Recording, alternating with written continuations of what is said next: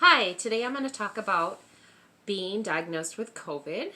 So last Friday, December 11th, I woke up at around 2 in the morning and I took my temperature and I had 100.6 degrees Fahrenheit.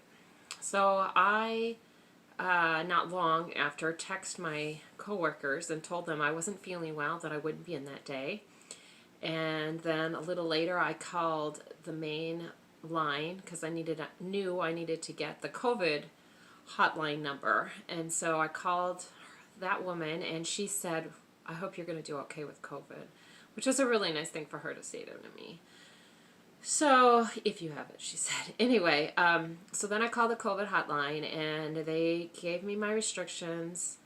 They said that actually, they didn't know if I had COVID, but they basically asked me to go get a test, and then I wasn't required to get the test. But anyway, I went ahead and thought that was a good idea, and they also had me call HR, and they have provisions to pay for me to stay home because I was required to stay home by a company that is a necessary company.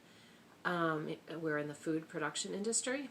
So anyway, so then I went, so midday I went to get my COVID test. That was Friday. And then the rest of the day I just sat around in one of these chairs, recliner chairs, and basically slept. I'd wake up once in a while, but I guess that 100.6 temperature was keeping me sleeping. So then day 2 was Saturday.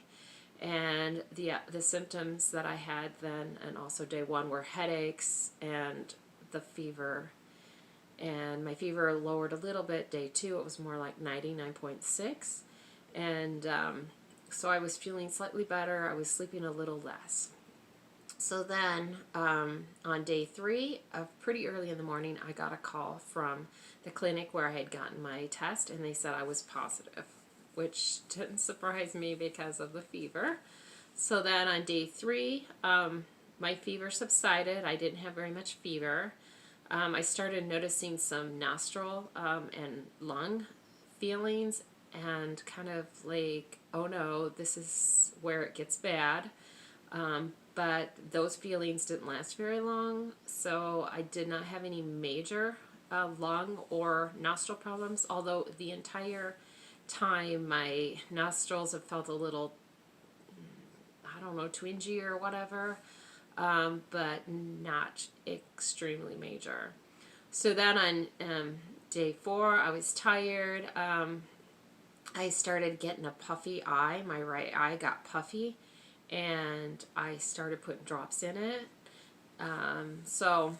And that lasted. It's still slightly puffy even today. Today is day 10. Today is the last day of my quarantine.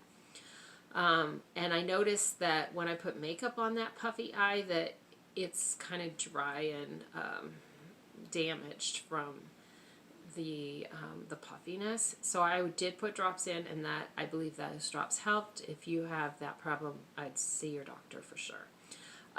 So then on day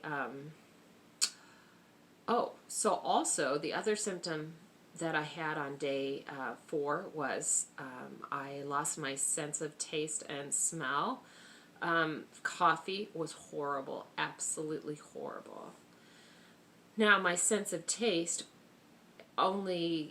so I also took some stuff to help. I took zinc and some other natural stuff that I was taking at home, and I did get my taste back, actually within a few days. So that was a blessing, a real blessing, because I was really bummed because there really wasn't much enjoyment in food or coffee. Coffee tasted horrible with no flavor. It tasted like the most worst coffee you could ever imagine, and I couldn't even imagine drinking it as badly as it tasted.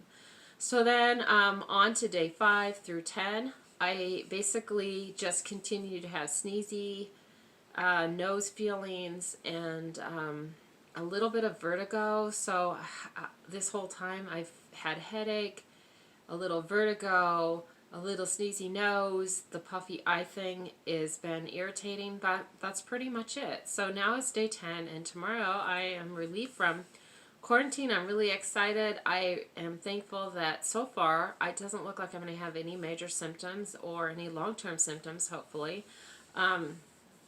I did read that the puffy eye thing is definitely a more higher level symptom, which is interesting because the other symptoms that I had weren't that bad. Anyway, thanks for watching. I hope you stay well. Talk to you later. Bye.